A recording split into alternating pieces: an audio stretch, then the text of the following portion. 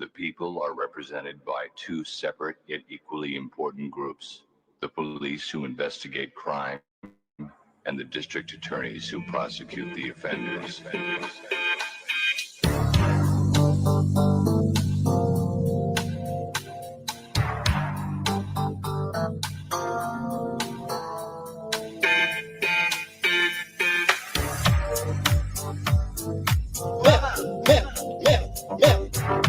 That's assault, man. That's assault, man. Break that up, man. Pop that here, man. That's assault, man. That's assault, man. Break that up, man. Break that up, pop that chair here. These people are going to eject you from this line. That's assault, man. That's assault, man. It is. You cannot touch me like that. Oh, I will be telling you exactly what happened. Break that up, man. Man. These people are going to eject you from this line. That's assault. That's assault. We have video of her just touching. How did that go? I will. Excuse me. Ma'am. Excuse me. Break that up. That's assault. Ma'am. You cannot touch me like that. Break that up. Break that up. Break that. Break that. Break that. Break that up. Break that up. Oh, I will be telling you. Break that up. Break that up. That's assault. That's assault. That's assault. Break that. That's assault. Pop that chair here. We have video of her just. These people are going to eject you from this line. How did that show? I will be assault. It is incredibly appropriate. I will. You cannot touch me like that. That's assault. Break that up. Pop that chair here. Ma'am, you cannot touch me like that. It is incredible. That's assault. Break that up. That's assault. Break that up. Pop that chair. Ma'am. Pop that chair. Ma'am. Pop that chair. Ma'am. These people are going to eject you from this line. Break that up. Break that up. Break that up. That's assault. Break that up. Ma'am. Break that up. Oh, I will. Ma'am. That's assault. That's assault. Oh, I will be telling you exactly what happened. Pop that chair here. That's assault. Break that up.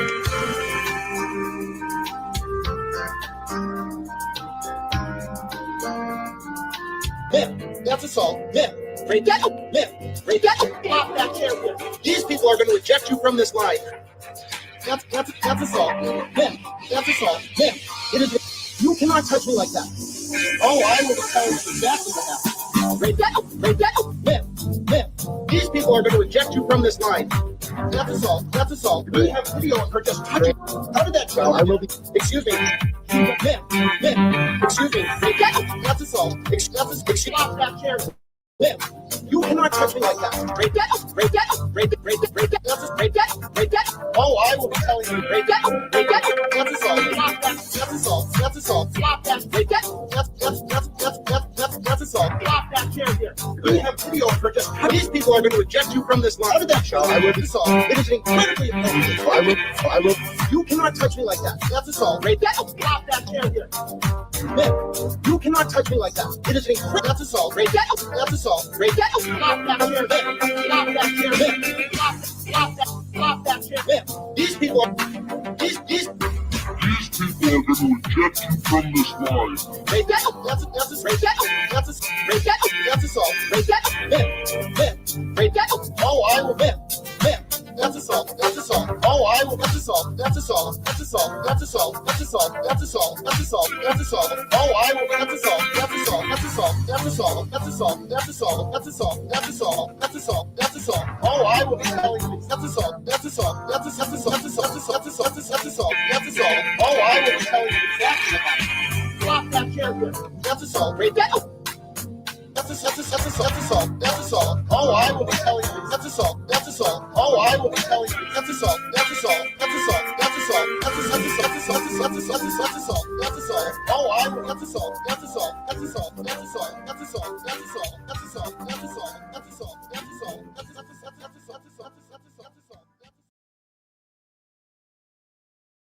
Where are you from, ma'am? Where are you from? Io sono from Italia. Viva Italia, per favore, via la lure, mezzo mare, mamma mia, da maledare. Ciacinca, buah. Figlia mia, da fantasia, mamma mia, se faccio tu. I can't understand her. I think she might be French.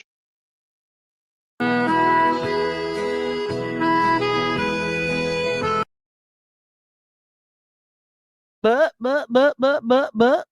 I was muted again. How are you guys doing tonight? I put 50 great Irish accordion favorites in tonight for my Massachusetts people. You're welcome.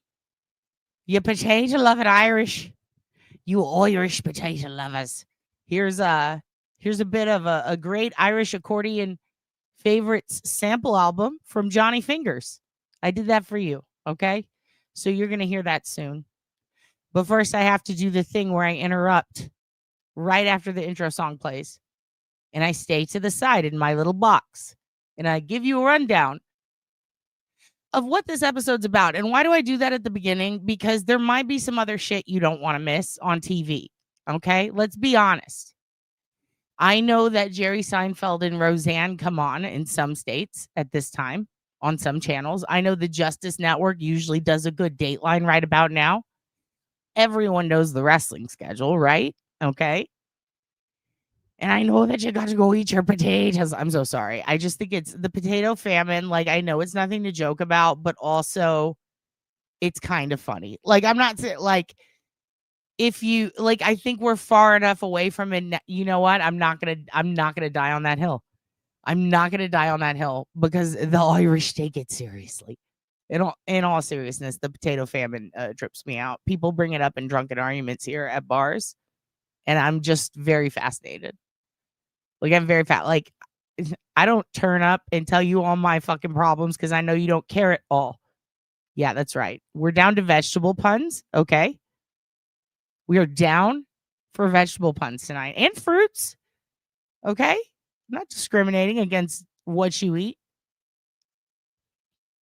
Listen, the point is, I don't know what's the point. You could be watching some other shit that you're really looking forward to, so I like to give you a rundown at the beginning. So that if you're like, oh, I'm not into that. Oh, what a trigger warning. She's going to talk about potatoes. You could scram. You know what I mean? If it's not your thing. Oh, I should have slipped a P in there. Oh, you got that? Nothing beats a vegetable pun. Double E. That's a good one, Melissa. Dawn Marie, the lemon tree. Here she is. Hello, Dawn. I like your sunglasses. Durian, says Mia. I agree. Hid, if you're out there listening. We're gonna scrum together a little bit of funds to get you some new socks for college.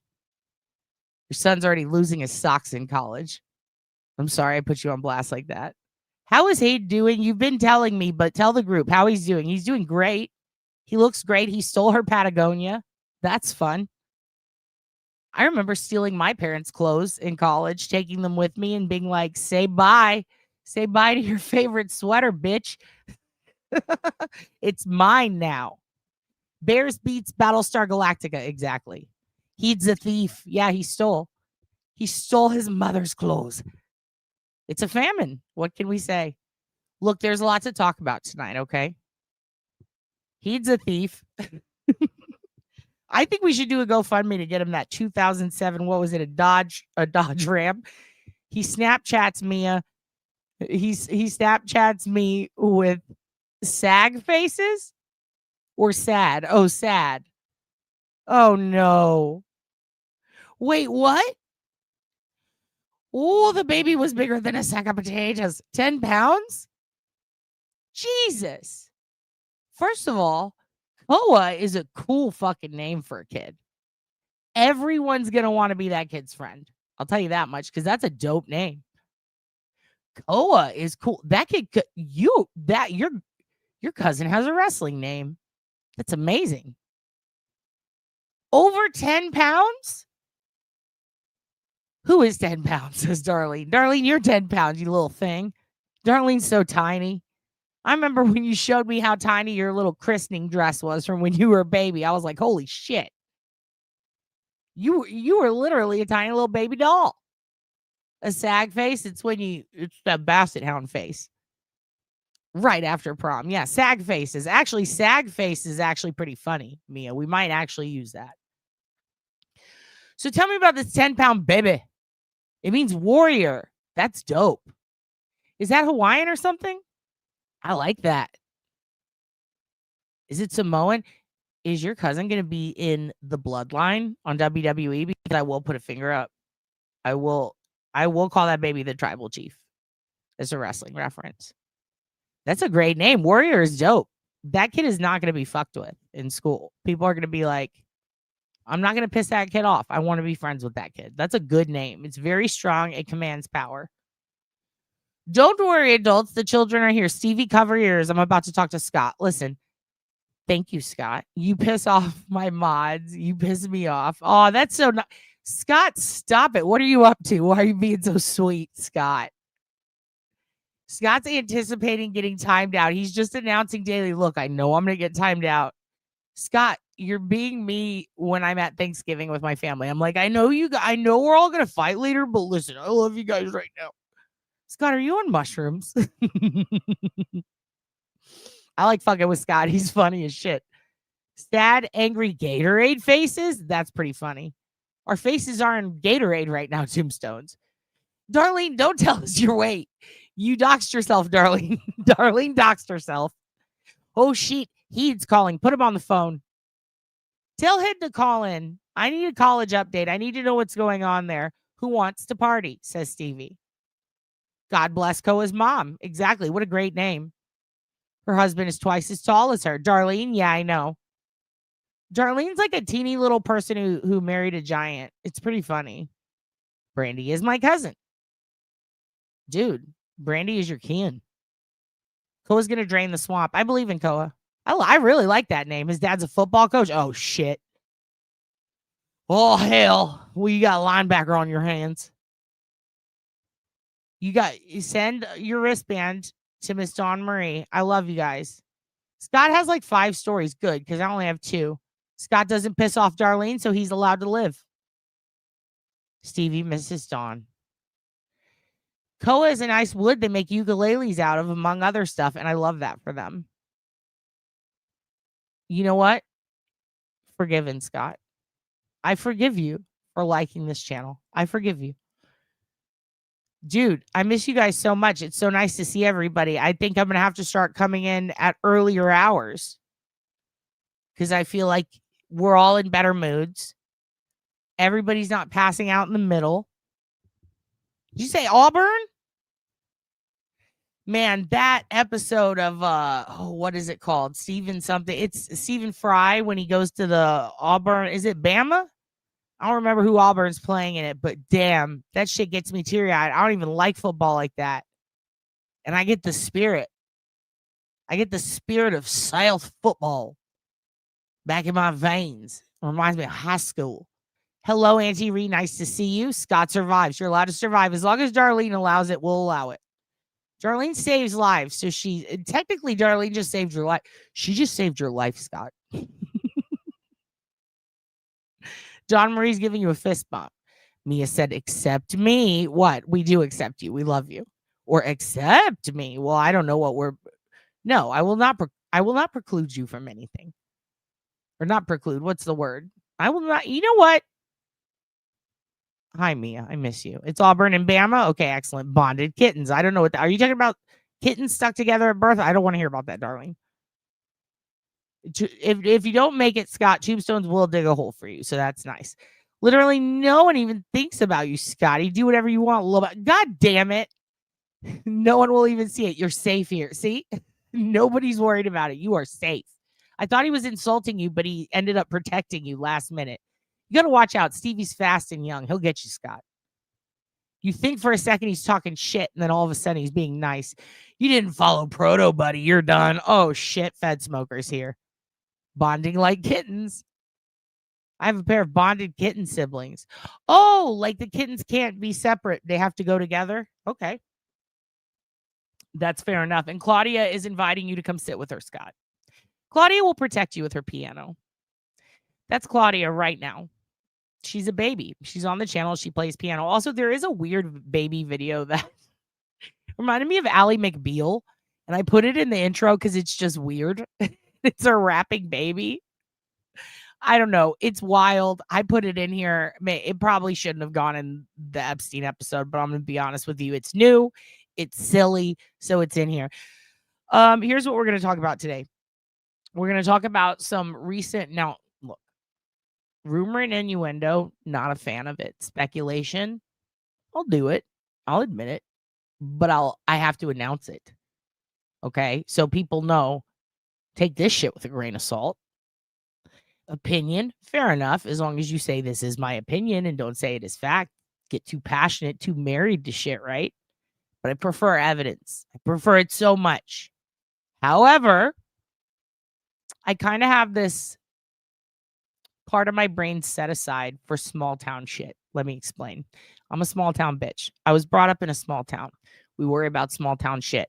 Every country song you've ever heard about in a small town is like, it is sprinkling sugar on it. Because let me tell you, if that song was accurate, it would be like, the one guy everyone spreads rumors about in a small town. Turns out he was a nice guy who lost his family in a fire, and you all treated him like shit for 40 years in a small town. Like, that's more like Gerald's horse fell down in the road and we had to shoot it, and that was the craziest thing that ever happened. It made it to the front of the county paper in a small town. Like, that's the type of shit. So, like, that part of my brain understands in every crime case that happens in a small town thoughts will be at play. But so will rumors, innuendos, and speculations. And sometimes when speculatory thinking happens, if it's from the right bitch in that small town, you might have something on your hands. Okay? You might have the answers. It's usually a lady on a porch or directly inside of a window who's just constantly looking out. Okay? She usually has a landline, and her cousin's brother's uncle knows the sheriff, okay? Or she used to party with the sheriff down at the show barn, but only on 4-H Thursdays, okay? So that lady, the Sherry O'Terry character from 1990s SNL, that's the bitch that is going to tell you the news. She's going to tell you who slept with who, how late so-and-so went out, who's been tagging the cattle up there on Roger's property. She's going to tell you who this cop is sleeping with because there's only 4 cops in the town, and how the school, you know, the school resource officer once tried to sell her grandson weed. Like, everybody, this person's related to everybody knows all their shit. So in very few instances, there comes a time in cases when the small town people are talking their shit and they're all on the same page. Because usually everyone's calling that lady crazy, or a couple people are on her side, and the rest are like, hey, that ain't what happened. Here's what happened. And then it's 1,000 different fucking ideas of this is how it went down. I heard it was Gary's boys back in that backhoe up yonder way. They took him down past the crit.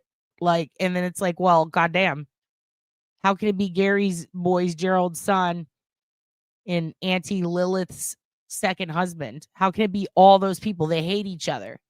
They got in a bar fight once in 92, and everyone remembers because a hog was kidnapped. And they put a dead goat on so-and-so's porch. Like, shit like that. You feel me? Johnny Fingers did it. Here's how I know. But every once in a while with small town shit, you gotta take small town mentality. You gotta go, okay, well, you know, if everybody's on the same page and they used to disagree, there's something going on here. Maybe we should look at it. A perfect example, I think, would be the Tara Grinstead case. What was it, 20 years? They said pecan orchard. She's buried in a pecan orchard. These boys did it. It was after a party. The whole school knew. Her ex-husband knew, or her boyfriend, who used to be a cop. The police knew. The family knew. Everybody knew. And they screamed about it for years. And all it took was Payne Lindsay making a podcast and letting them yell at each other on the internet until Oxygen Network got hold of it, for people to go, maybe we should look into it. For the GBI to finally go, maybe we should look into this. Guess where she was? Murdered in a pecan orchard, just like everyone thought. Just like everyone at the party heard. And that rumor had been going down forever. But it was Bo. It was Bo and Ryan. They're not related, even though they have the same last name. And that was wild. The amount of cases like that where everybody talked about who the guy was and it ended up being the guy is kind of crazy. Springfield 3 is no different, but Springfield is kind of a big small town. It's got small town mentality because it's out in the middle of. And Springfield 3 is a really, really scary case. And I think the spookiest thing about it is, just like the Fort Worth 3, it's 3 females. And this, what's odd is this also happened in California. And I believe it was Carrie Stainer who killed those. It was a woman and 2 teen girls, I believe, out visiting, I think it was Yellowstone Park. It was one of those parks, national parks. They get murdered, right? And then in Fort Worth, you got 3 girls go missing. They end up car in a lake. Okay. But it was Yosemite. That's right. Thank you, Tombstones. And that was even weird too, because Stainer's brother was the kid who got kidnapped for years and escaped his captor trying to save a little boy. I mean, one kid gets took by a serial kidnapper killer, and then your brother grows up to be a serial killer. Like, that's crazy. But it's wild to me because Springfield 3 is a case where we never got the bodies. There was no closure. Nobody even knows what happened. Some people think they're still alive. That's crazy. Just my opinion. But I think that's what's scary about it. And the fact that it was a mom and 2 teen girls. It was really wild. And the amount of actual serial killers, predators, rapists that went on to do horrible, horrific things that were within 3 blocks or less of them at the time, that came in contact with them at the time. Her ex-boyfriend, one of the victims, his history, what with them getting charged with grave robbing and all, and her being one of the victims who went missing, about ready to testify, I believe. Well, she gave her statements, but court was coming up. And then, like, the whole circumstance, it's a lot, right? And then the amount of people who confessed. You know what it reminds me of? Reminds me of the yogurt shop murders, except again, no bodies. No one knows where they are.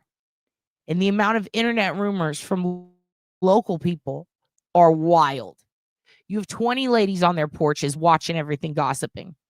You have witnesses that swear they saw something that couldn't have happened if this other witness who swears something happened is telling the truth. But here's the thing. They both took lie detectors and passed.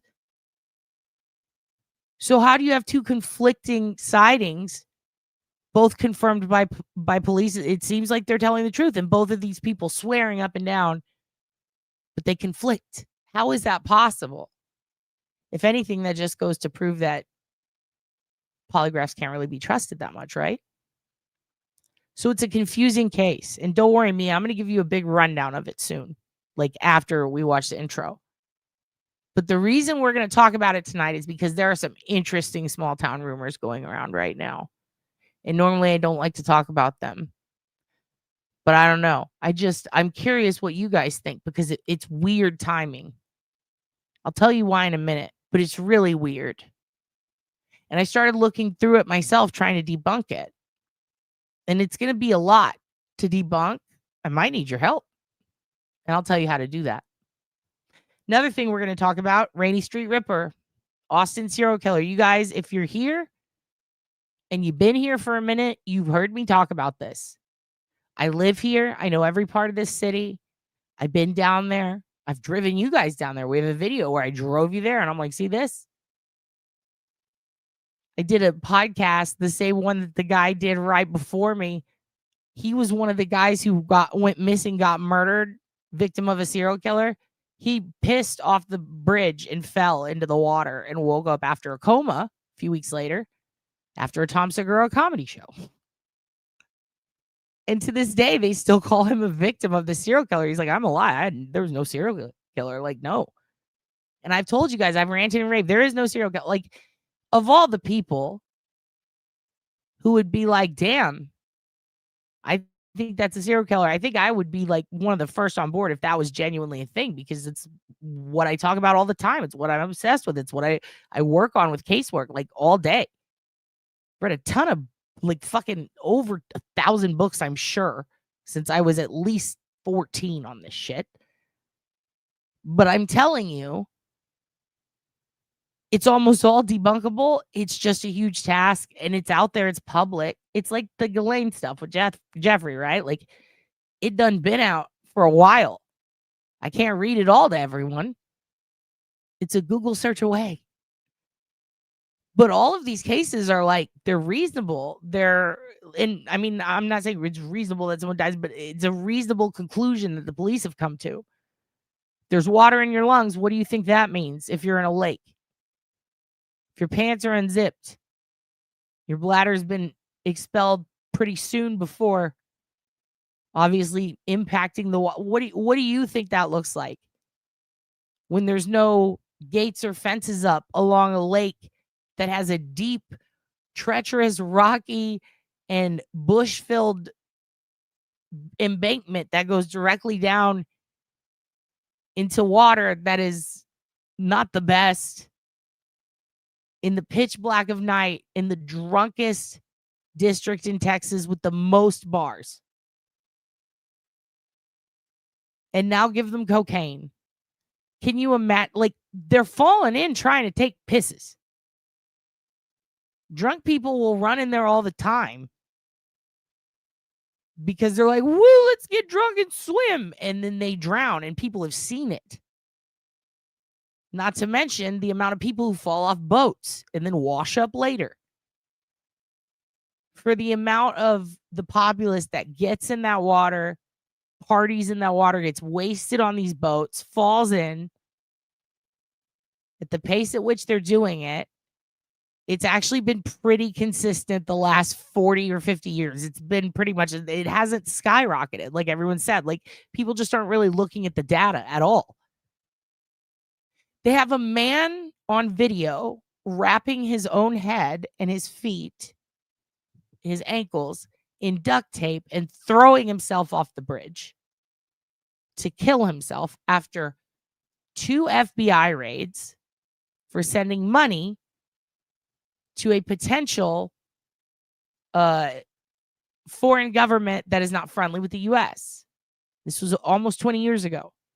And everybody wants to believe that man was murdered by a serial killer when it is on video.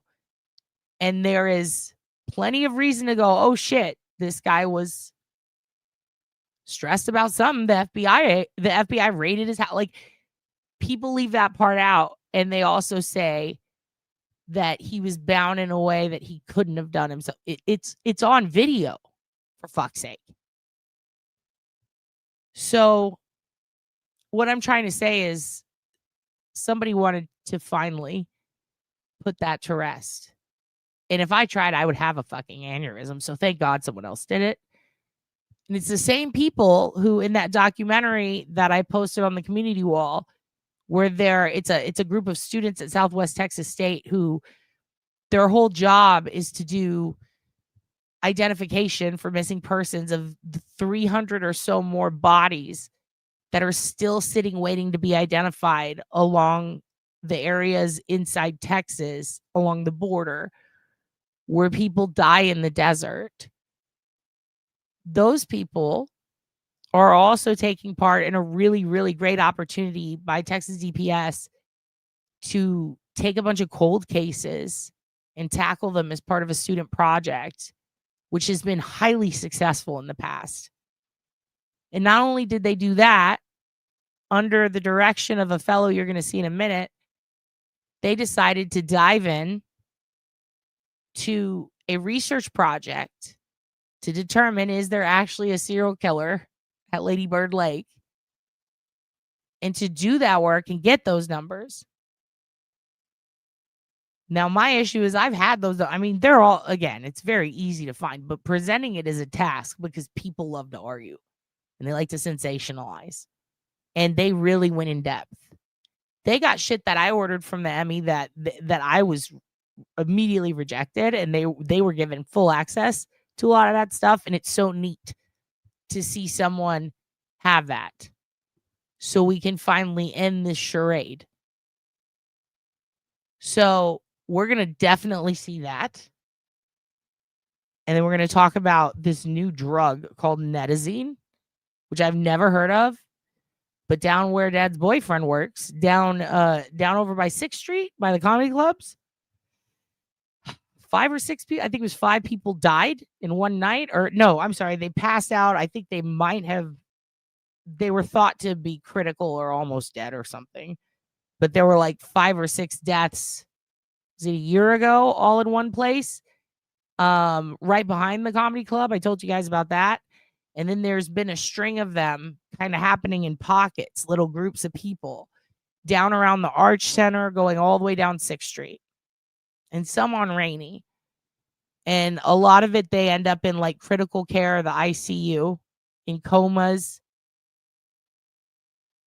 So yeah, that's a thing. And it turns out they're testing the street drugs that are going around downtown, and they're finding that Netazine it's hit our streets, okay, here in Austin. And I saw it recently on like a News Nation thing or something. So I tossed that in because apparently it's becoming a bigger problem, and they're warning everyone on a federal level about it. So I don't know what kind of city you're in, but I'm in a city full of drunk motherfucking college students that put everything in their nose. So do a lot of the younger male comics. And it's like, you're going to get a sinus infection, first of all. And also, what a waste. Haven't you seen Scarface? That shit scares me. I still haven't done it, and I don't plan on doing it. And oh my God, like, no, don't. Like, just why would you? I don't see any good history out there where somebody was real, like, I did cocaine and now I'm a success. Like, no, you never see that. It never ends up well. And I think it's expensive, right? So I'm not into that. But like, there are people who got that time and money and they do it, and then they end up in a hospital in a coma for 2 weeks because people don't give a fuck anymore. They're just putting whatever in it. And now apparently they're putting this Netazine, which seems scarier than fucking crocodile. They might end up singing DMX lyrics while driving fast on 146 through Providence. Oh my God. And now the best judge in Providence has passed away. RIP to that guy. The guy that's on the TV that's super sweet. So they're not going to get him anymore.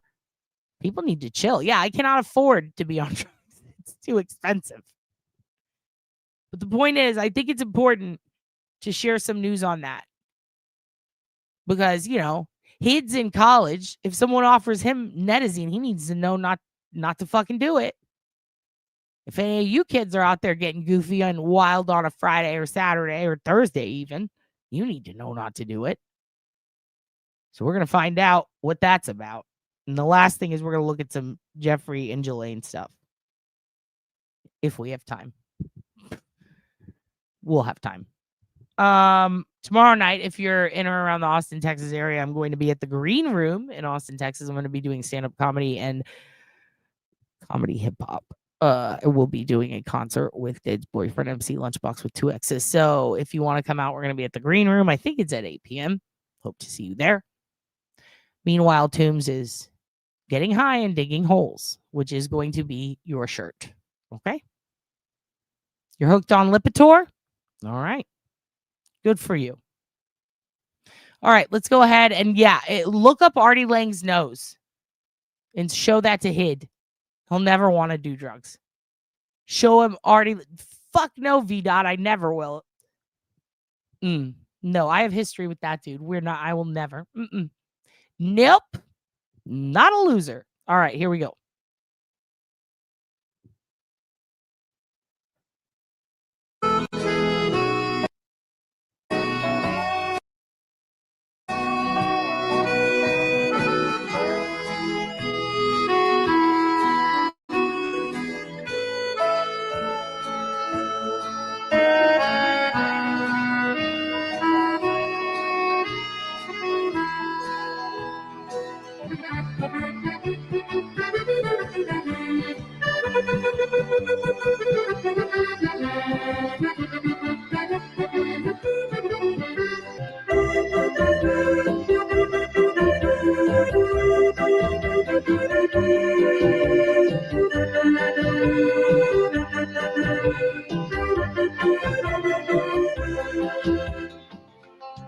So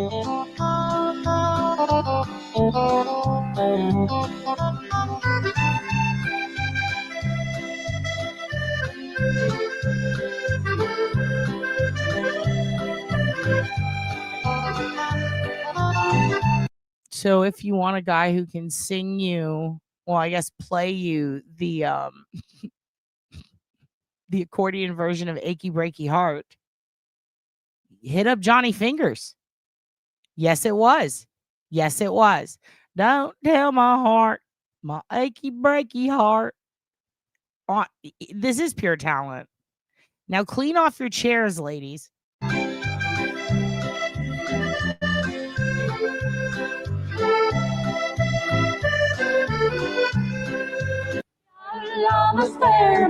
I see all of you looking at Johnny Fingers just spraying eggs like you're on a salmon run. I see it. Were you ever there? Were you ever at the fair in Ballycastle? Oh, did you treat your merry hand to some dulcet yellow man at the old Lammas Fair in Ballycastle? And to be fair to the drugs, you know, she is on fentanyl right now. Like she's on a lot of it, and she's, you know, she's not doing well. Look at the music she's listening to.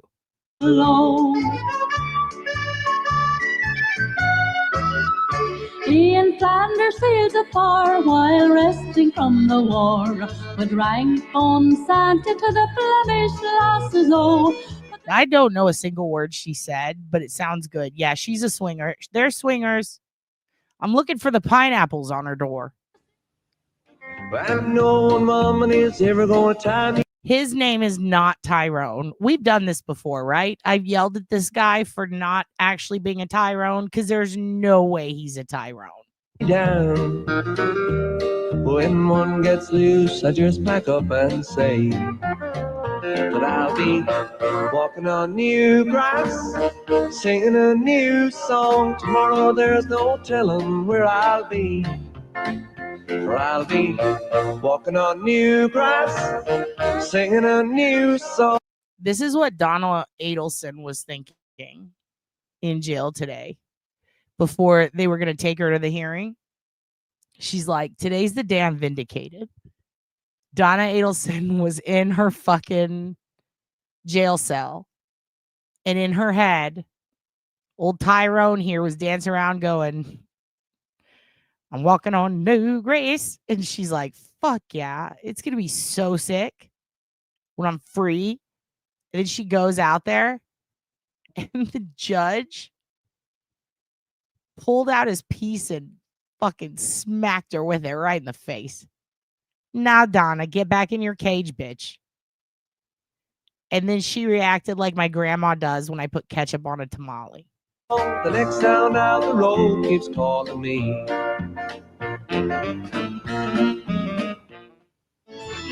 I said hello, Mary Lou. Goodbye, heart, sweet Mary Lou. I'm so in love with you. This is the judge. This is what the judge did, VDOT. The judge popped out. The judge pulled up like K-Dot. It was like peekaboo. I knew Mary Lou. We'd never part. So Dude, this is Donna Adelson's lawyer. This is her. This is Donna's lawyer going to court. I know you guys have been watching that scummy fucking trial. That trial is Passions. Do you understand? Do you remember when I told you guys about all the soap operas and how Passions is like the wildest one? And I thought Karen Reed was Passions. Nah, that was that was General Hospital. This is Donna's shit is Passions, dude. There's like a little person running around doing wizardry. This is Donna Adelson's lawyer in that oversized suit. goodbye, heart, sweet Mary Lou. I'm so in love with you. I knew Mary Lou. We'd never part. So hello, Mary Lou. Goodbye, heart. I said hello, Mary Lou. Goodbye, heart. Could you picture if the Osbournes were neighbors with the Adelsons? Remember when they threw a ham at their neighbors? Could you imagine throwing a ham, pork of all things, at them? Okay. The Osbournes versus Hogan Knows Best versus the Adelsons. Who you got?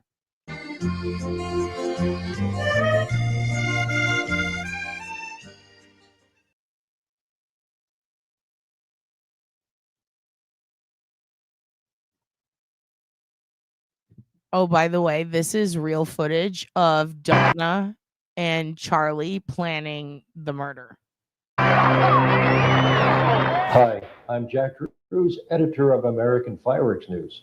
And I'm Donnie Drews, co-editor of American Fireworks News. Welcome to the Fireworks. Dude, it was so Teen Mom. It was so Teen Mom, Farrah. It was crazy. It was crazy how Teen Mom it was. If they weren't so old, they could be teen moms. Fireworks Video Magazine. Some pretty big things happen in our fireworks world each year. We'll have a list of the really big events and tell you when to go, where to go, and who to contact. And we'll follow this up with a printed list of events to make it easy for you. That's Harvey with this lady. Jack, do you remember the time we were filming the setup at the display and they had a shell that wouldn't fit the pipe and a loader did something so This is a euphemism. Simple and easy to make it fit? Oh, I sure do. And how about that trip that we took to the consumer fireworks manufacturing plant where the manager showed us that special way that he tests base items for stability? Oh, what's wrong with that, VDOT? I call the cops on half Italians. They trample your begonias. You have to do something. They'll break in your house and steal your noodles. They'll take your nudes, dude. Yeah, and weren't we surprised when we found out that the Consumer Product Safety Commission is now recommending that technique for everyone? Oh, yeah. And how about that trick with the rubber bands that we learned at the display a couple of days ago? Also, the rubber band trick, that is disgusting. This is definitely a euphemism. And also, I do agree with you, Tiff. Yeah, and I really enjoyed finding out what a dead man switch is. Yeah, well, these are a couple of it. A dead man switch, and then he perks up. We know where your hand was earlier. Okay, we just want the fucking prosciutto, and nobody gets hurt. Give me the fucking prosciutto. What's a long-running vampire soap opera? I know. Is it Twilight? You're thinking of Twilight. It's got to be Twilight or Buffy. Dark Shadows. Yeah, she's on that dead man. So yeah, I bet she did. You're all fucking beef. I want prosciutto.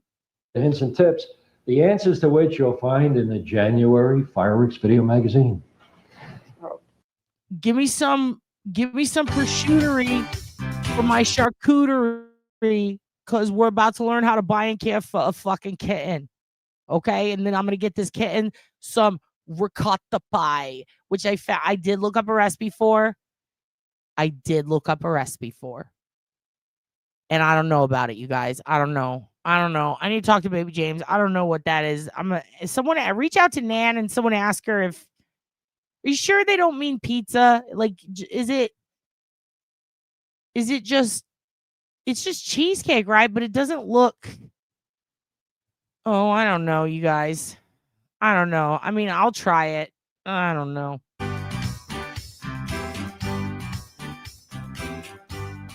G'day, I'm Dr. Harry Cooper.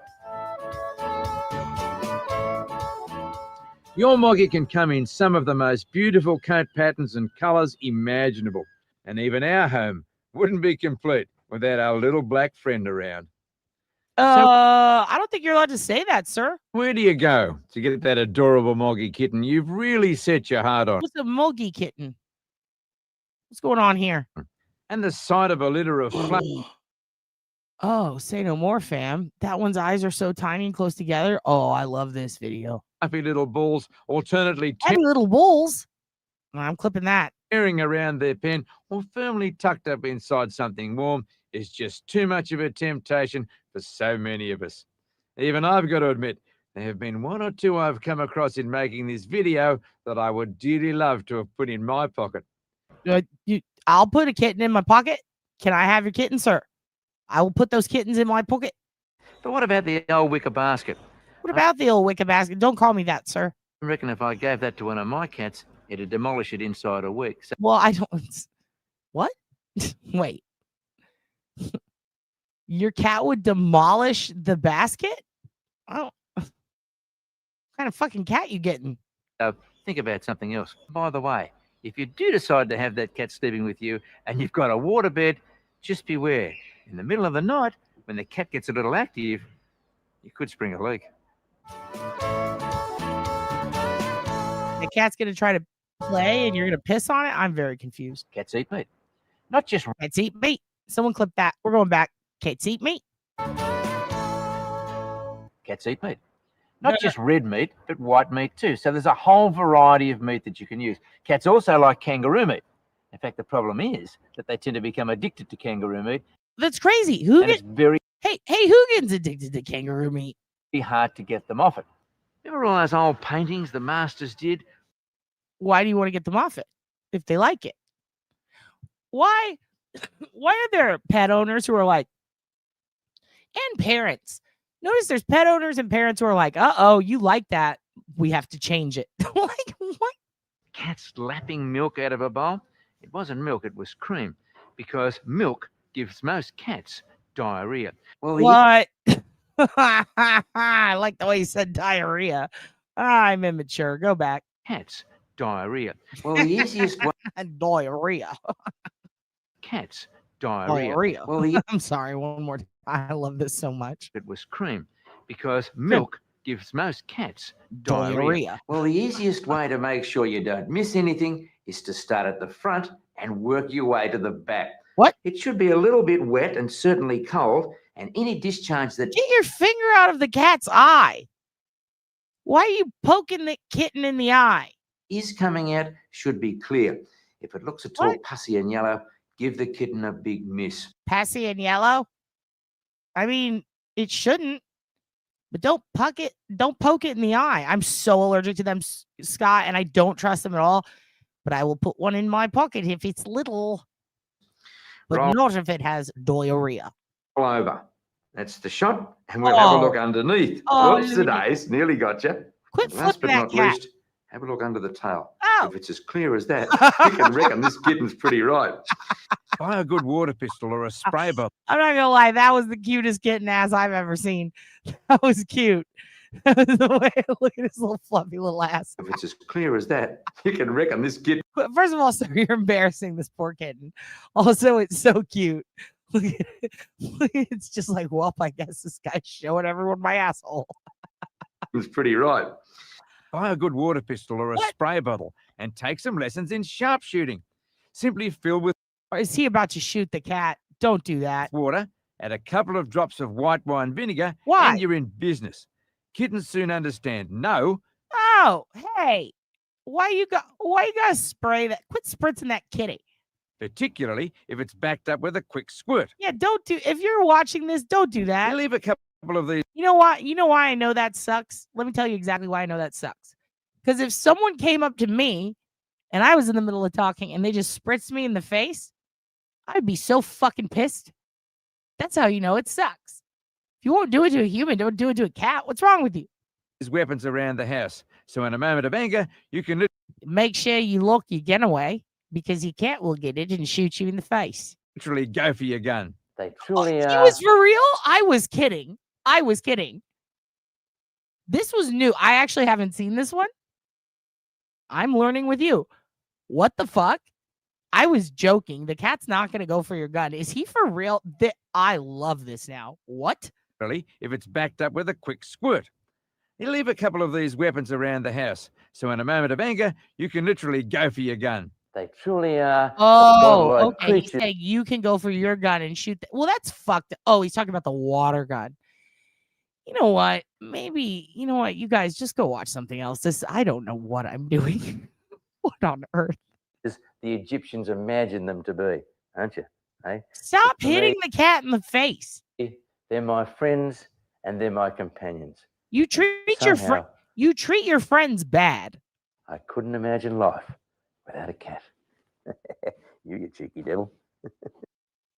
Scott, do you have the power to arrest? Ladies and gentlemen. Okay, here it is. Here's Baby Rapper. Baby Rapper. Get ready. It's time. It's time to start the show. Baby Rapper. Time to start the show. Are you guys ready? Your friends hate you. Are you ready for the show? I'm taking Gray Hughes' bit. Listen. If you guys don't give me money, I'm gonna squirt this kitten with this gun full of water. And also, I hate all other creators. Look at this baby dance. This is all other creators. That's me as a weird Australian British version of Great Pubes. This is me doing a telethon to raise money to annoy an animal. That I bet you $1 million I just parodied something. Because this is, have you guys seen that? I just found out that he does this. That motherfucker. He makes a baby. Was it a baby or a rabbit or some shit dances, and then he makes fun of Grizzly. It makes me so pissed. When I found that out, I was like, what? So this is my baby. This is me being a clown, going to Clown Town, all right? This is when you know our show's starting. Everybody else can get fucked. We have a baby and it raps. Baby rapper, cool as he can be. Baby rapper, baby rapper, baby rapper, cool as he can be. Baby rapper, baby rapper, he knows his numbers and his ABC. Baby rapper, baby rapper. Boysenberry, baby. Boysenberry, it has. Welcome back. Glad to see you. It's been a ducking minute. He can dance. He can. Are you ready for Baby Rapper? He can rap about anything. He digs music that moves his soul like Baby Rapper. Rock and roll. Baby Rapper. And now, Baby Rapper is going to do his impersonation of. One's in the chat if you remember Parappa the Rapper. 2's in the chat if you remember Ally McBeal. 3's if you remember both. The Beatles. So come on, folks. Let's dance along, sing along to Beatles songs.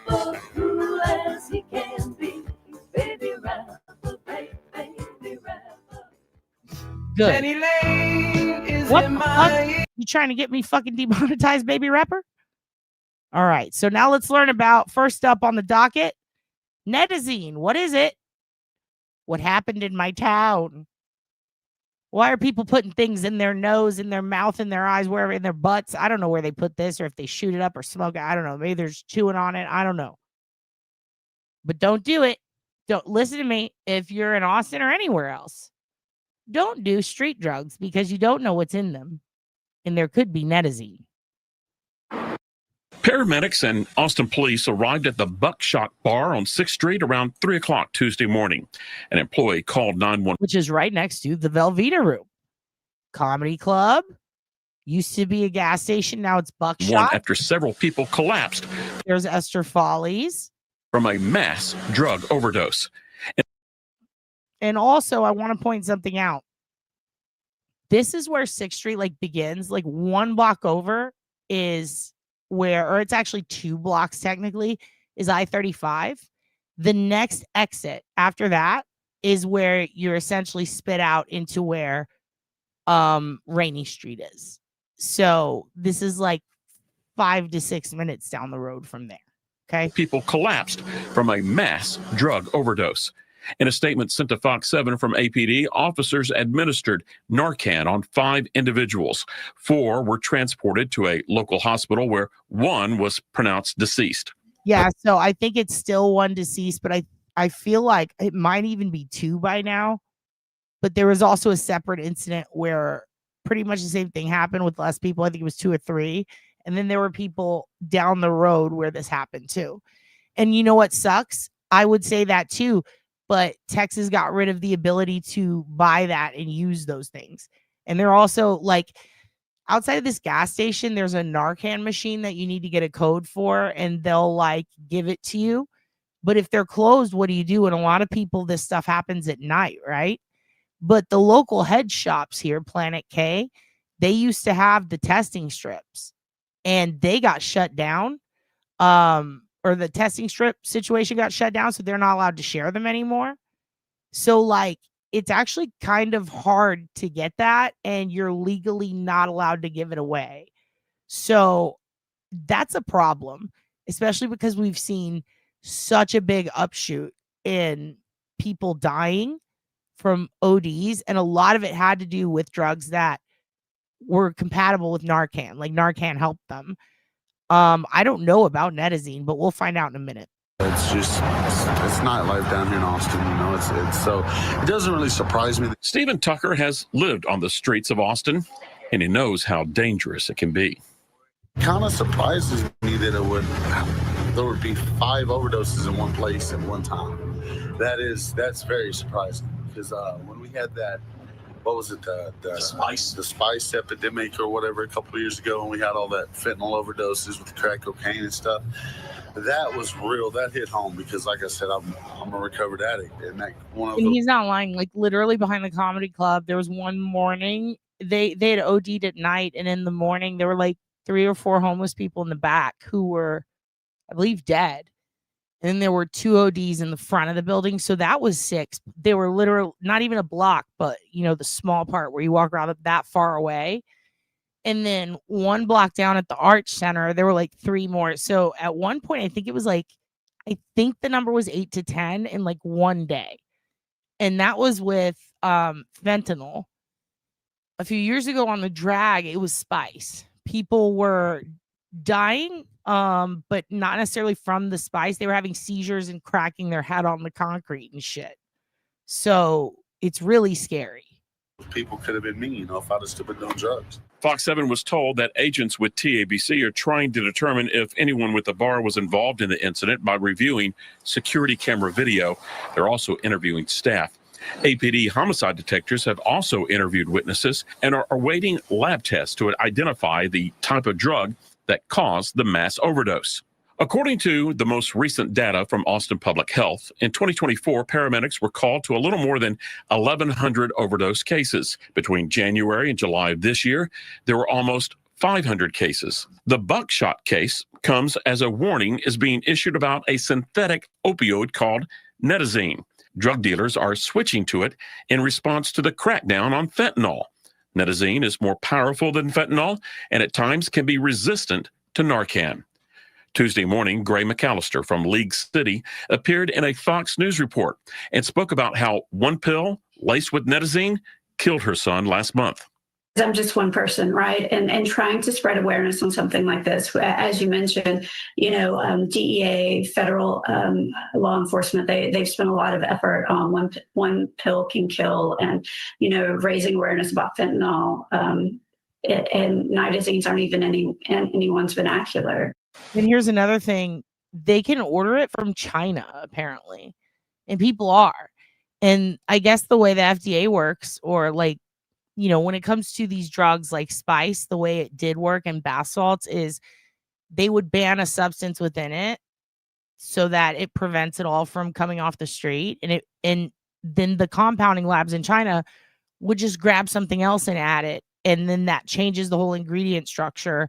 But it still has a lot of shit in it that they don't even know what it is. There's some where it's literally just a ton of chemicals.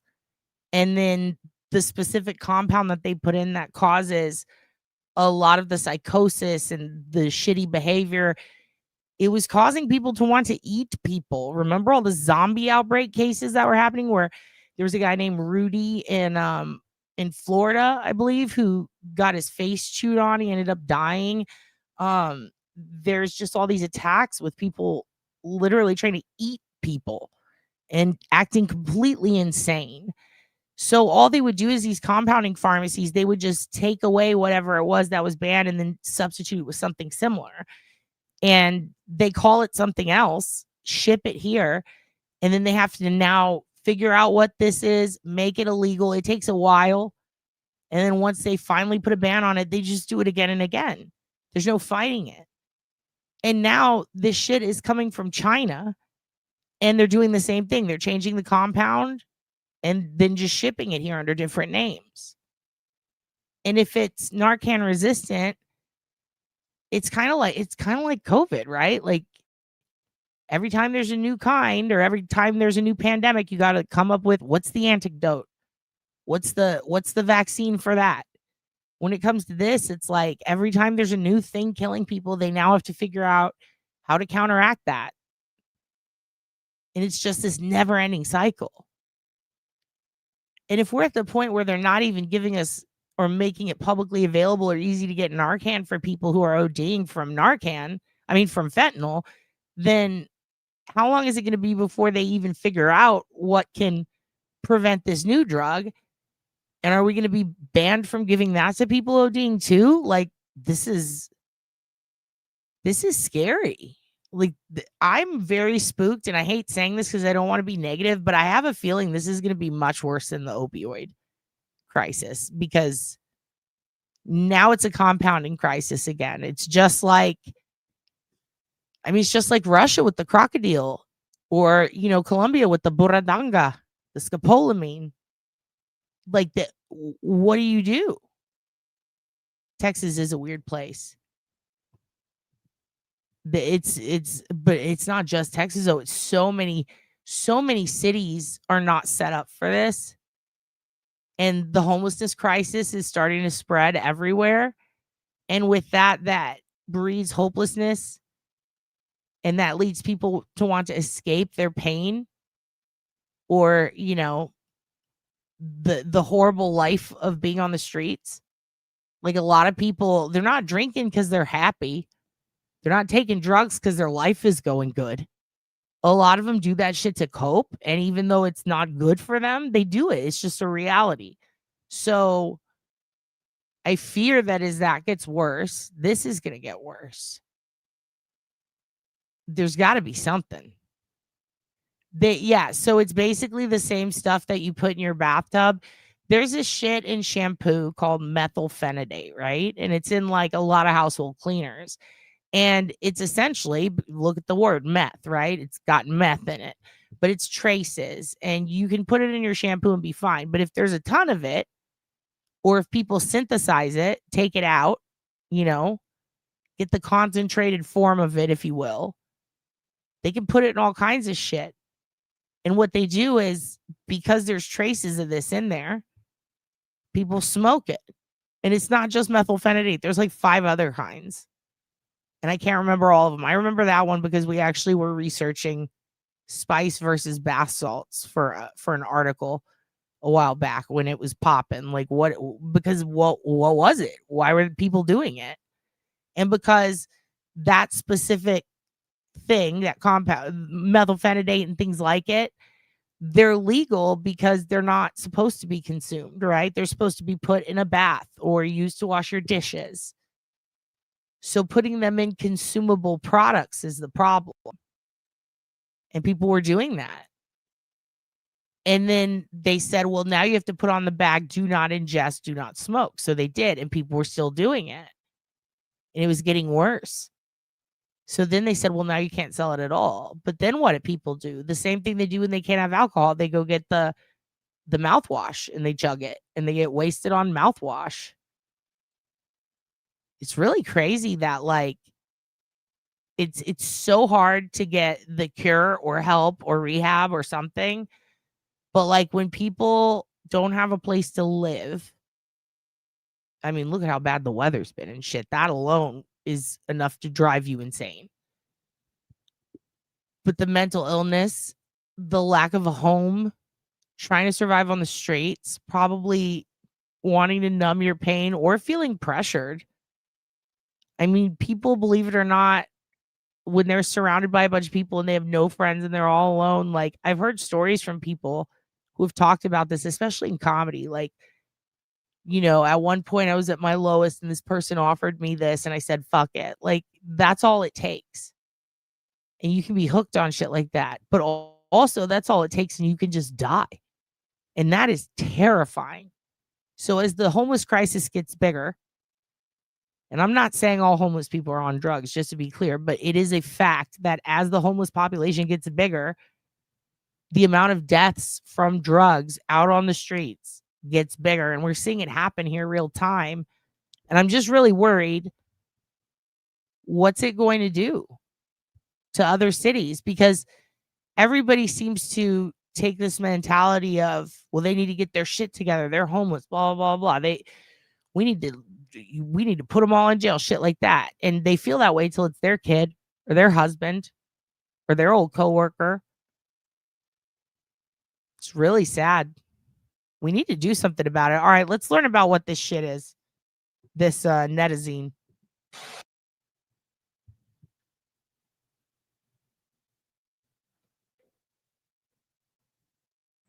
Many of us may be hearing about this drug for the first time, but my next guest has been warning about it for years, and he joins me now, former acting DEA Administrator Derek Maltz. Derek, thanks so much for being here. So fentanyl is terrifying enough on the streets, but nitazene's 43 times more powerful?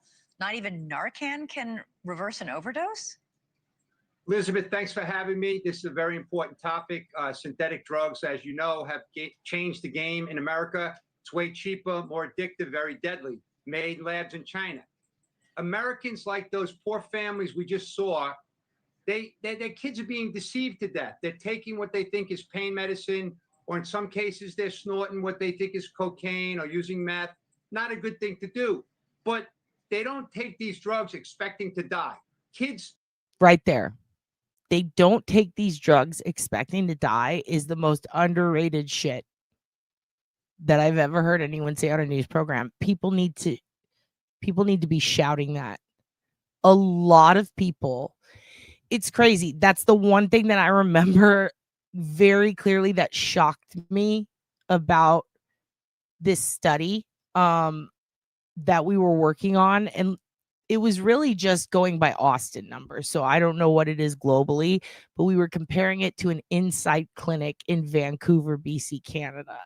And the specific street is called East Hastings. My Canadians might know something about that because they did an amazing job of dropping the rate of AIDS and HIV. It was going down because people, and also ODs, because people were shooting up with puddle water. People were sharing needles. Like, it's terrifying. And how the needle exchange program worked. How implementing something like that with available Narcan and different rehab programs to substitute specific centers in town that seem to be going to waste. How that can all work here. And compared to the normal statistics, you know, are we going to see an increase, a decrease, or can we just at least see nothing, just stability? And then what steps could be taken? And it was a lot of assessing a counter plan as well.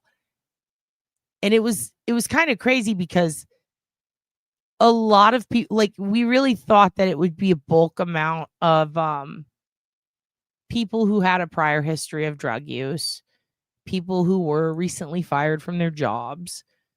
We had it in a bunch of classes, men, women, age groups. The amount that were just teenagers in high school just going to a party who thought they were doing coke for the first time or thought they were taking some, like, one was a girl who just remember the whole Jamie Foxx thing, how he was at P. Diddy's party and he just needed an ibuprofen and then he woke up in a hospital after a coma. Like, that happened to a girl here. And they traced the pill all the way back to a famous realtor who fucked over, I think, Sandy Bullock. Like, this realtor, he would stash all these drugs in this empty house. And not only was it killing people downtown, it was affecting a high school in Pflugerville. It can literally be anyone. And it's just super scary when a lot of people think like, oh, these people are on drugs. So, you know, or they're having withdrawals. They're craving it, something like that, right? They're fiending is what they say. So they're not really considering whether they'll live or die. I don't think it's that they don't consider. I think that a lot of people really don't think they will die at all. And I think raising that awareness of, like, it absolutely is prevalent. Here's how much it happens. as much of a bummer as that is, it's so important. It's so important. Like, keeping up with your local, like, where are people dropping dead like flies from drugs news, I think is very important if you have people you're concerned about in your life, or you know what I mean? You're worried about your community. That's what I'd say. All right, let's continue. Are supposed to learn from mistakes, not die from mistakes. But the entire class of what we call new psychoactive substances is emerged over the last, let's just say, 5 or 6 years. 2019, we had a seizure in America of isonitazine. But there's a whole class. They're very dangerous. They're synthetic opioids. But Elizabeth, here's the bad news. This country's been bombarded for over 15 years with synthetic cannabinoids, synthetic cathinones, fentanyl, carfentanil, xylazine, nitazine, isonitazine, metonitazine. All of these substances are coming from these labs in China. So our greatest adversary. Talk me through that. Is it easy? Is it completely made in China? I mean, we know that with fentanyl, for example, China sends the chemicals, the precursor chemicals, to Mexican drug labs where they make the drug. Are the nitazines made completely in China? And then how does it get to the U.S.? All right, great question. So remember, when the bombing of America started with fentanyl analogs, it came directly from China in the mail services over the internet. People were buying it, getting it in America, mixing it with heroin at the time and other drugs. And we were finding all these dead Americans on the streets. When the autopsies came back, it was illicit fentanyl. When the pressure started going on China for selling deadly drugs to Americans, they changed their method of operation. They started shifting and sending the chemicals into Mexico so the cartels can make it on their own. The Chinese criminal networks didn't want their fingerprints on the death and destruction, so they turned it over to the cartels. But now they do? Excuse me? Now they do with the nitazines? Well, that's a great question. If you look into this, you'll see that it's about 15 years of dumping these deadly substances on our country. The House Select Committee in Congress did an investigation which shows the Chinese Communist Party incentivized the shipment of certain chemicals and certain drugs to America outside of China. If you sell this stuff in China, you will be dealt with severely. The bottom line is there is speculation. I personally believe that this is an attack on our country to destabilize America using these deadly substances under the disguise of drug addiction. It's very strategic, it's very real, and it's very deadly. You could. And now what he says right now, it might seem crazy to some people. Some people might go, okay, this kook is going off. Like, come on, man. It's not a big conspiracy. It's not a conspiracy. This has already happened historically. Okay. If you want to know about this happening in the past, look up Afghanistan heroin. Just Google that. Google crocodile Russia. Google the Mexican drug war. The cartels, which I so rarely speak on, but some of them in 2004, when Calderon was pissing them off, there was one in particular. A lot of them would, they would, back then, they would make up the, respect women. They would go under that guise, right? Like La Familia. It's all about your family. But that, that was obviously like, it's almost like they went from trying to be what they considered, I'm not saying this, but they almost wanted to be legitimate, if you will. You know what I mean? Like a legitimate, not like a terrorist group, but like a business, almost like a motorcycle gang. That's the way it looked like to me, right? But eventually it came down to some ruthless, cutthroat shit. And there was a rule back then where, like, you only serve white people the white drugs. And why is that? Because it kills them. And, like, there's all these rules, at least with gringos in Texas, there's these different rules. And the idea overall was to eradicate Americans. So there were some dealers back then that wouldn't sell, like, for example, Mexicans don't sell to another Mexican. That's just not something you do. You just don't do that with hard drugs because you don't want to ruin your own community. And there's actually gangs who have this mentality to this day all over America. You know, bloods don't fuck with other bloods, stuff like that. So this has happened before, you know, and however you feel about it, whatever side you're on, the point is this has happened before, okay? Nations have taken down and destabilized other nations using drugs, or hell, again with the drug war, shutting down drugs. Because when they shut it down, it skyrockets. So you're kind of damned if you do and damned if you don't. It is a pattern. History does repeat itself. And that's what this guy is saying, I think. See behind me, I support thousands of families around America. You see the little boy there, 1-year-old, Nicholas, Dominican boy, goes to daycare in New York and dies from fentanyl poisoning. So these substances are saturating our communities, and we need to do a lot more. So let me ask you a question. These nitazines, I mean, I spoke to a family about 2 years ago who'd had a child who died from an overdose on nitazine. And I remember calling my doctor friend who's an anesthesiologist to ask him, like, what is this? I'd never even heard of it. People have never heard of nitazines. I know they're also being put into drugs by the Mexican drug cartels. Why would drug cartels want to put a drug this deadly on the streets? It's killing their customers.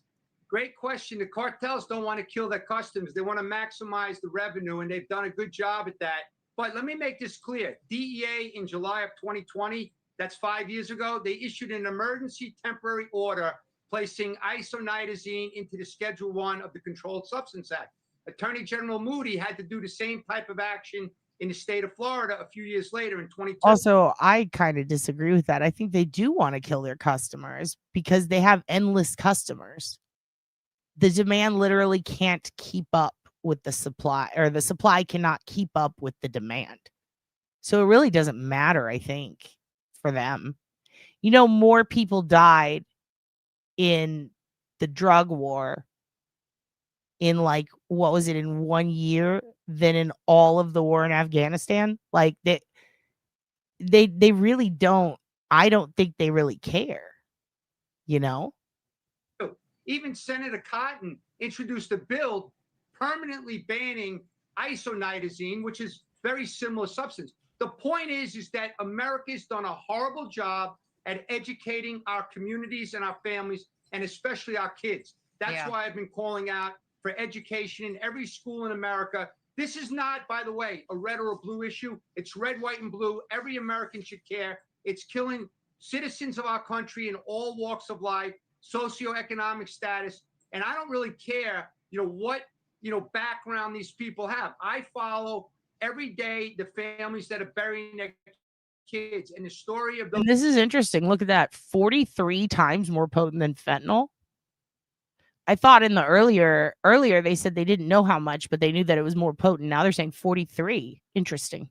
Those two families you played, it's just a day. Every day we're seeing hundreds of these people dying. Yeah. So it's very sad, and we have to start being more aggressive with the shipments from China. Right, Just to be clear, because you asked the question, people are buying this stuff online. By the way, you could buy xylazine, for example, for $1 a kilogram. Xylazine is what's causing necrosis, and we see people rotting in the streets of America. Why are they putting that for $1 up for sale? Why would they do that? To harm Americans. Important, you know, we've said this before. Okay, and she's trying to wrap it up with him, so let's move on. This is the serial killer study I told you guys about the Austin Ripper and the lack thereof. And also, I think you're right, equal parts. The independent study is meant to debunk the Rainy Street Ripper theories, which it blames the, quote, social and mainstream media for fueling speculation of a serial killer. But let's not spend money and time chasing phantom serial killers because social media is propagating something that's sensational to get a few more clicks. According to its findings, the majority of bodies were found near Auditorium Shores and Barton Creek.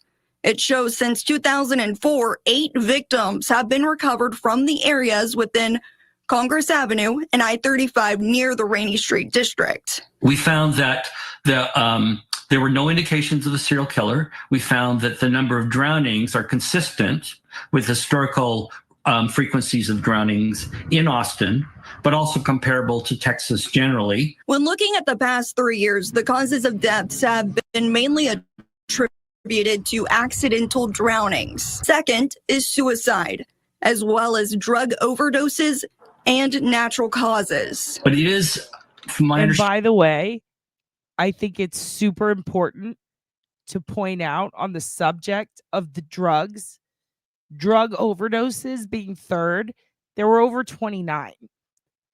It was people going and laying down like on the banks and doing drugs and then getting into swim and drowning. There were people who died on the bank and they were counted as in the lake, right? There's also a few instances, one in particular that just happened, where people went in and other people were like, no, don't. And a bunch of witnesses saw what happened and it was not a serial killer. One of them, and I apologize for this, trigger warning, literally, put a gun in his mouth, walked in the water and did that. Waist high in water, failed, tried to climb out, and then did it again. There's another one where a drunk guy was fighting his dad, okay? And he ran out and he jumped in the water, and his friends were like, come back. And his dad was like, come back, what are you doing? And they tried to save him and he drowned. So it's a lot of people see it. And yet there are still people who swear that's weird. Why didn't their friends stop them? Must have been a serial killer. Sounds like something a serial killer would say. What the fuck? Standing very dangerous because these underwater shelves, I think something you've reported on. Only one case has been ruled a murder. About a half a dozen of these cases remain unknown. We have to recognize that downtown Austin, particularly Rainy Street, has seen a dramatic increase in the, especially since the pandemic, of the number. Also, want to point out, when that documentary came out about the smiley face killer, when they were running promos for it, somebody saw those and they went downtown to the lake right by where someone had just died, and they spray painted, or they used it was a marker pen that you would use to write on windshields, like class of 2002. They put a smiley face, had their chuckles. Someone reported it. It blew up on social media. People put a picture, and all of a sudden, people from another documentary that was filming, then another, all these people show up into town. Fucking JLR, all these fucking people. Oh, it's a smiley face. And then this person admits in a local murderino group, and then immediately got their ass chewed. Then they dropped it in True Crime Society, got their ass chewed. They dirty deleted both times. They ended up leaving it in another local Austin Rainy Street killer group that they knew like it was essentially like their boyfriend who listened to them talk about true crime all the time. Thought it would be a funny prank and did it, and it blew up, and then got terrified. So no, there was no smiley face killer in Austin either. There's no happy face. No one's pushing the boys in the water. It's just not happening. Of people going there. The study lists Fox 7 as one of its references, citing our June report. Dr. Rosmo says he started on it in May, and it took him all summer to complete. Okay. So before we do Springfield 3 stuff, all right, we're going to go into GHISLAINE. We're going to talk about GHISLAINE, okay? And Jeffrey. So let me pull this up for you guys. And I don't want it to freeze. So here's what I'm going to do. I'm going to give you this to wake your asses up while I pull up these documents. I'm going to give you this. This is for you. This is for you, and it's because I believe in you and I love you. Get on the roof. I ain't never see a big boy get on the roof. I ain't never see a big boy get on the roof. I ain't never see a big boy get on the roof.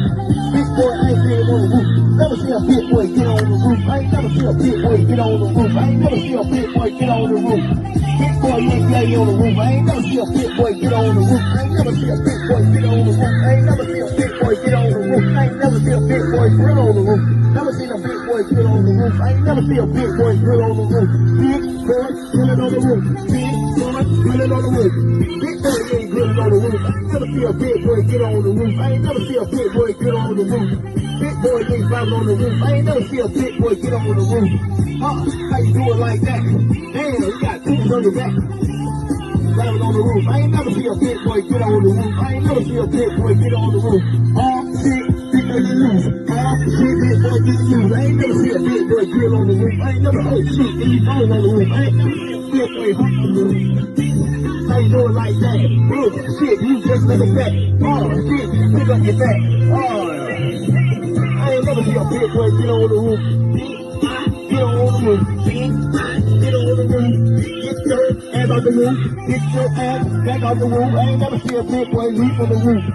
Drive the fuck up there or you're gonna get booted the fuck out of here. I know, we're fine. Enough. No, you're not a tough guy. Hurry up. I'll fucking promise you that. Hurry up. He's pretty tough. Not that fucking tough. No, he's not. Not that fucking He's not. tough. He's not tough. No, he's pretty tough. He's not tough. Fucking tough. You're not tough. Hey, You're not tough. Let's get going. Get going. Or you can play behind us all and you can take all the fucking time you want. This is golf. fucking You're not embarrassing. tough. This is golf. This is not golf. It's not. You can stand there 15 fucking minutes. You That's can't not even. golf. You guys can't even stand up. and tee your ball up now. He's not teeing it up. He's standing there. Do we need to get the police out here? No, we don't need police. We're not. Okay, then let's get going here. Let's go. Pick your shit up and get going. This is not fun. We're what? I'm gonna throw him in this fucking lake. Is what's gonna happen.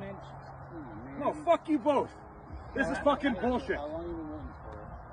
They've been sitting there for fucking 23 minutes. I'll cry about it. Fucking cry about it. I'm going to. Fucking cry about it. I'm gonna fucking You cry about fucking it. pussy. I'm a pussy. Like, fucking cry about it.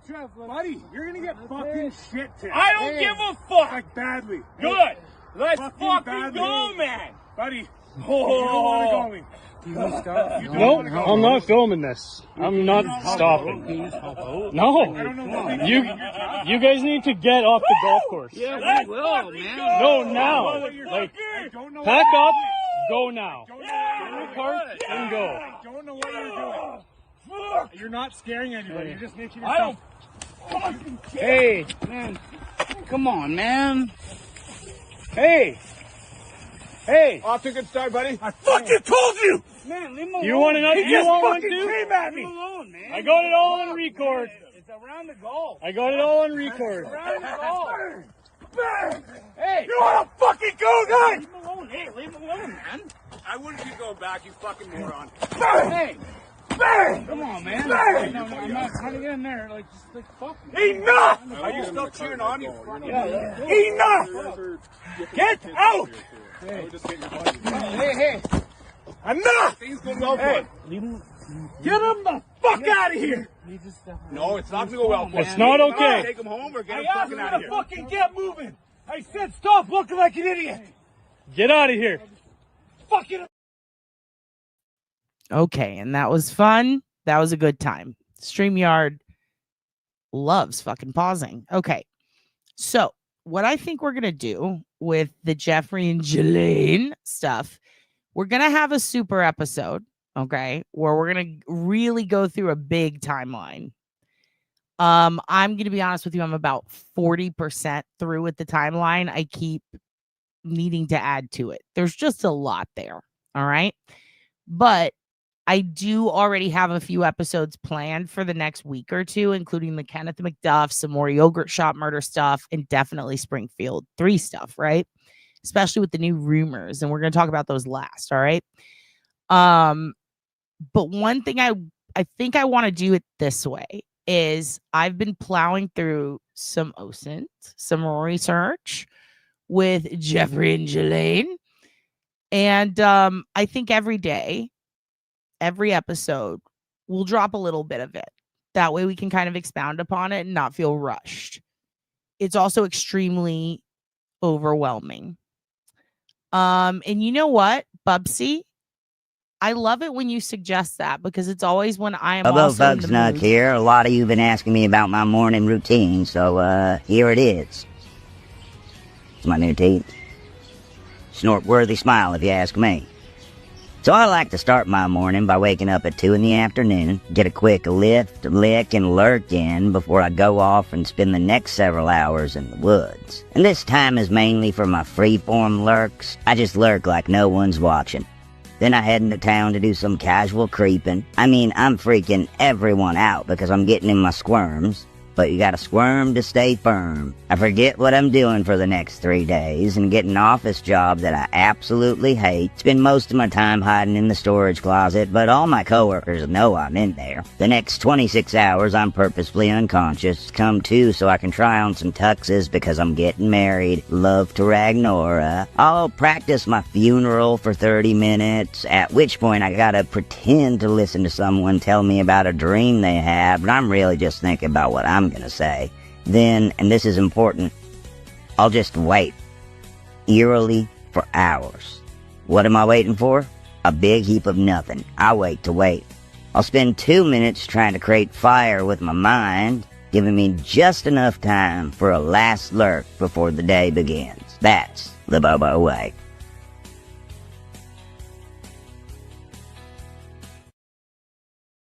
That is the Bobo way. And you saw it here first. Okay, I'm going to pop something up on the screen for you. And this is the little bit of OSINT. I'm going to show you maybe 2 or 3 things that I think are probably 3 or 4 that are pretty interesting. All right. And let me pull down the comments.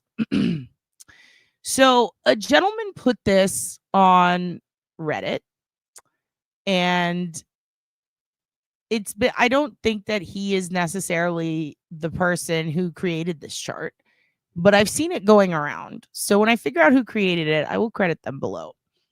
But I've seen it a few times on Reddit and on Twitter. Okay. And I thought it was interesting because what this chart is this is the percentage of publicly available photos of Epstein with the people that you see here on this list, right? And I thought that's an interesting data set, right? Because and this is publicly available online. So think about open source intelligence, right? So this is open source data that anybody can access in photo form, scraped across the internet from, I would presume, every source imaginable, I would hope, right? And then they took those photos, they did a comparative ratio, they evaluated to make sure that they are accurate, that they are real, they're not AI. And then with that collective, what percent belonged to each individual, right? And they tossed in Naomi Campbell, I guess, just as like a control, if you will. And I said, that's interesting. That's an interesting chart, interesting idea, interesting concept. How did we come about with this, right? And a lot of it seemed to be rhetoric. Yeah. So Naomi Campbell, people seem to forget, like she was a supermodel, right? She was into beauty pageants and supermodel shit. And a lot of the women who were trafficked were models. She might have even been on a show, right? Like maybe not, but I know that like they've been in pictures together, like her and I was thinking Trump, but she's very Trump adjacent, right? But she's also been in some pictures with Epstein. I feel like she went to his parties, if I remember correctly, like 1 or 2. They might have even just taken a photo at the Met together, like the Met Gala or something like that. So they tossed in a random celebrity just so you could see, like, you know, this person has pictures with Epstein. Notice GHISLAINE isn't on there. Either way, she would have way higher percentage. But right now, these are the people who are seen as innocent, right? They're not in prison. Kevin Spacey, I believe, is out thanks to well, we won't go there. But anyway, so these are people who are not being held in a prison right now. Okay. So I thought these numbers were interesting. And I was like, I want to cross-reference them because a lot of the argumentation that led up to this seems to be who was worse, Bill or Donald, right? And then someone hops in and says, well, Alan represented Donald and Prince Andrew was friends with Bill. Like, it's just a lot of back and forth and everybody makes it political. So I was like, I wonder if I can find 17 pictures of Kevin Spacey with Epstein. And I went through, and here's what's interesting. I found 19, but 2 of them were questionable because they could have been AI. They looked a little weird. So that number's kind of on point, right? Dershowitz, I mean, again, I'm saying 22 to 30 based on a couple of them also look like they could have been photoshopped or AI. I did not test them. I'd like to. Just didn't have the time, but I thought, oh, that number's kind of, this is a happy average, so I'll take it, right? Bill Clinton, I actually found 38. They say there's 40. It's close enough. I'll believe it. Sorry, I'm reading from my notes. Prince Andrew, 51. Very close. Very close. That one took me the longest, too. Donald Trump, I found over 210. I found like 218. But again, we have to be fair. A few could be AI. But the numbers were fucking close. And I say that in my most Philly accent. Close. Like, so close that I find this to be a workable chart. I think I would bank 80% on this chart. I would say this is 80 to 90% correct, maybe. I would maybe place some bets on it. I would maybe challenge you to see if you get those numbers or anything around them, or if you get way more or way less. Because I find it very interesting, this percentage. And I get the timing and I get why this chart has been circulating. But in an effort to debunk some open source intelligence, I figured why the fuck not try? And can't really debunk it. This is pretty spot on. Wanted to show it to you. And get your take. I'll leave it up for another second. Take a look at it. You can pause it here at 1:37. You might want to write that down. The source of I will post below. This one has been circulating on Twitter and Reddit.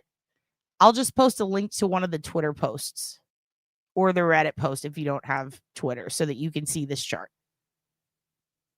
But I would challenge you, see if you can go out and you can maybe get the same numbers. Oh, if you mean the source, so just public. So if you were to go, what I did was I obviously start with Google, right? Go to Google Images, sort through them, how many publicly available. Now, then what I did was I put PDF with 2 search identifiers being Donald Trump and Jeffrey Epstein. But they could put Trump and Epstein or Donald and Jeffrey, right? And then I ran it through again. You can Google Dork it. You can also go through and you can type in PDF and see the PDF files. And I mean that as a pun. You can see those and you can look through Wayback Machine for any magazines. Periodicals, searching WorldCat gave me great results. Because some of this stuff, it's public, but it's in a portal and it's not going to show up the cache up top. And also, don't stop at page 1 of Google. Go to page 2, 3, 4, 5, 6, and don't just use Google. Use a couple of different ones. I did DuckDuckGo. I tried Bing, which was terrible. I used Edge. Like, try a few of them. Then you can literally just type in Reuters, or you can type in, what's the one? I can't even, Yandex is great. Getty Images. If you type in Getty Images, you edge, bro. And just search and then go through the court docs. And again, if you type in PDF, that's usually where you're going to see the court docs. And then go through Twitter, go through Reddit, go through every social, go through Facebook. And then it comes to eyeballing each individual photo, deciding, do I need to run this through a couple of tests to see if this is Photoshopped or AI? Can we validate it? Which, by the way, I'm adding some photo validation software to the OSINT cheat sheet this week for the next drop. But see what numbers you get, because I think this is interesting data. Okay. Okay, moving on. This is the other thing I want to show you guys because I really need to hurry. Shoot. Actually, I'm gonna have to move the Springfield 3 stuff. You know what? It's for the better because I have a lot to show you with that. So I'm gonna make that tomorrow, or maybe I'll make it tonight and post it in the morning. So this is Dana at lmax.com. That is Ghislaine's one of her emails. Okay.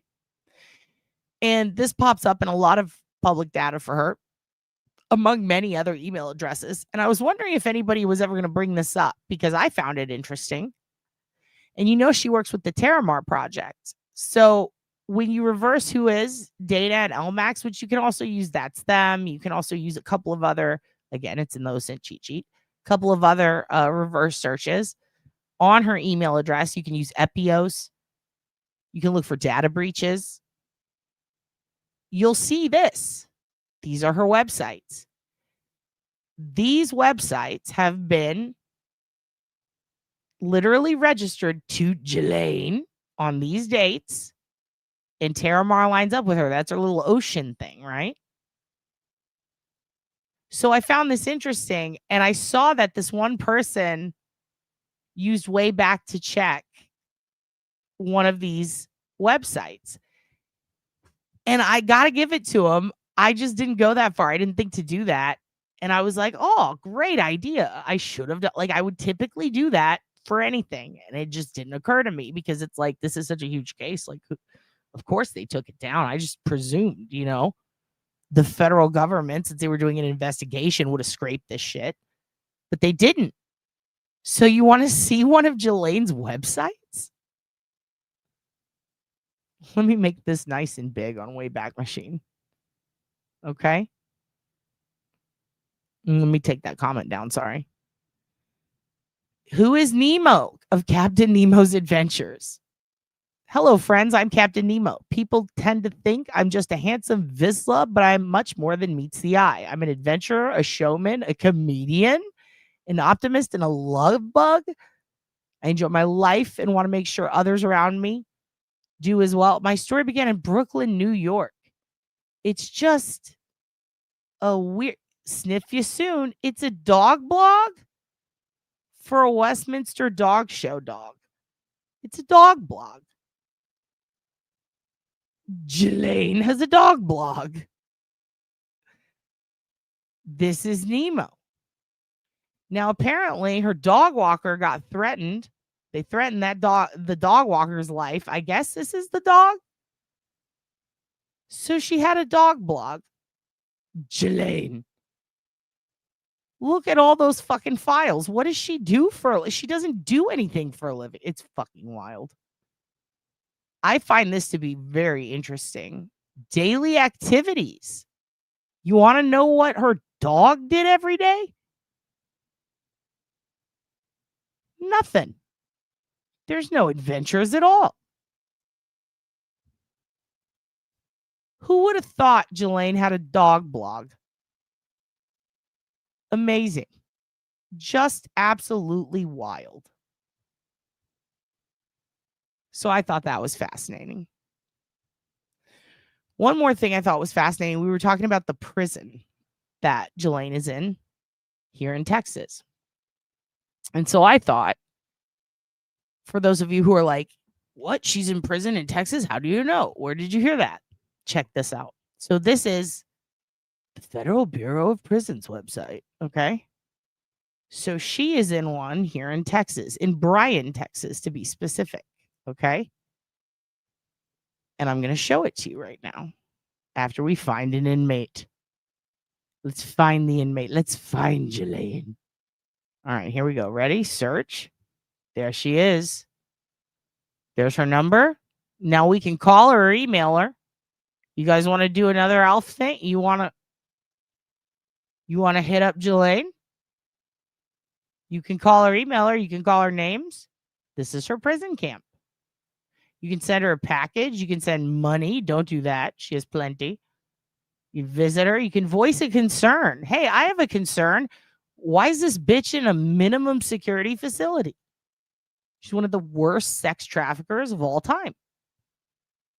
Get her out of there. Put her in somewhere scary, please. She's 63. She's white. She's a female. She's at Brian. You want to see what Brian looks like? And then I got to go. I'm going to show you. I'm going to show you what Brian looks like. This is FPC Brian. As you can see, there's no barbed wire on these gates. Actually, nicer gates than in my neighborhood. Very nice sign. This is in Bryan, Texas, home of the Aggies, College Station area. Okay. So this is the prison. Southern Texas. There are 631 total inmates there. That is the phone number. You can visit. There's job vacancies. You can send parcels. Now, here's what I found interesting. These are inmate legal activities, things that they're allowed to do and what they're not allowed to do. Okay. This is the commissary list. Let's check this out. Let's check this out. All right. Ghislaine. Let's see what she can get here. Ghislaine, if she wants, can get oil of Olay for $15.50. Now, she did used to bang a billionaire. All right. And has a millionaire Silicon Valley husband. I think she could afford that. She can get sunscreen because she's allowed to run around the track whenever she wants. She works out in the garden a lot. She's taken up gardening. Collagen cream, floss picks, Crest sensitive, fresh mint, soft toothbrush, lady speed stick, pads, Tampax Pearl.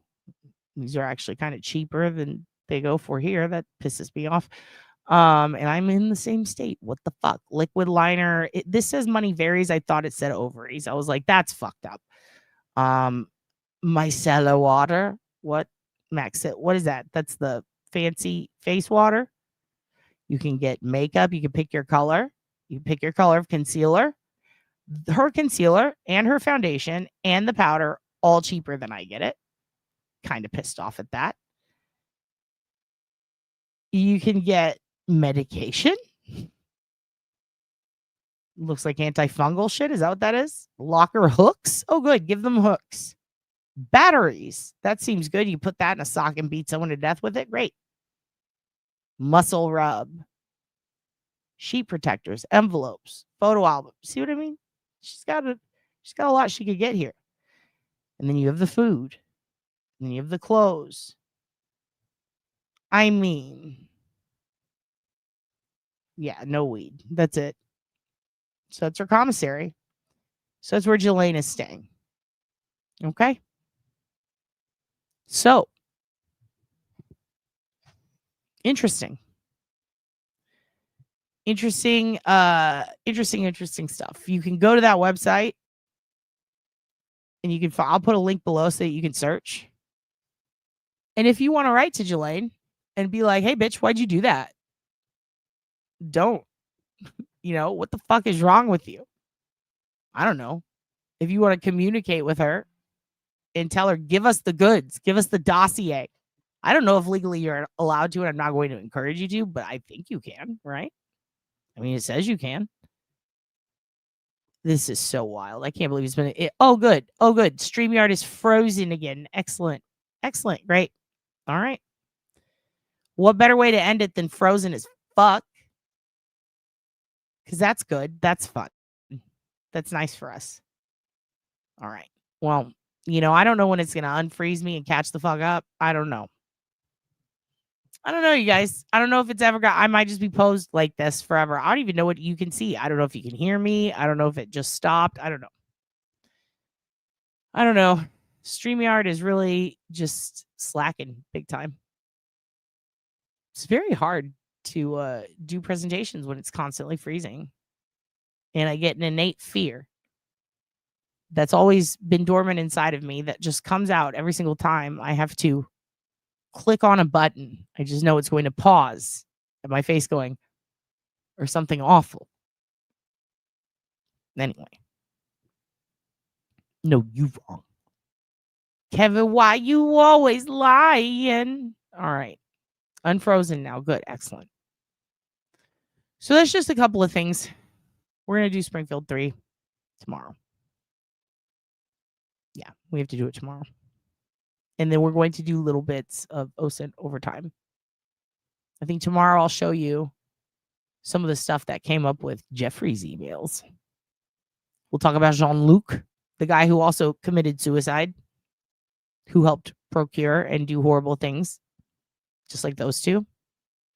Very similar situation to Jeffrey's. Kind of odd, isn't it? Maybe we'll try to write to Ghislaine, get her to fess up. Like, spill the beans. Spill the fucking beans, Ghislaine. Ghislaine? Ghislaine, did you know the financier? What did he do, ma'am? But yeah, that's the prison she's in. So she's there. There was a rumor going around that she's been pardoned already. That's not true. She's there. We just looked her up. Hopefully that debunks that. But anyway, I hope you guys have a great night. Thank you for coming. I'm sorry we didn't get to our shit. All of it. It's my bad. You know, I get mad. I got to talk some shit. Okay. I think we'll end on this. Good night. You're the best. It's time to remove my chihuahua's demon.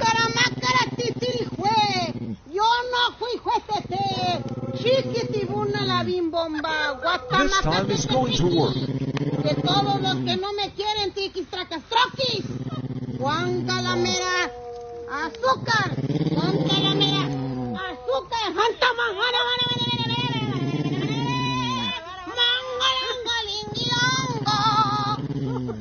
tiki, traca, tú.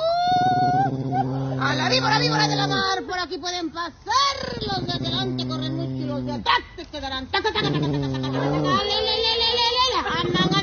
Hoy, mi amor, hasta el perro no te quiere.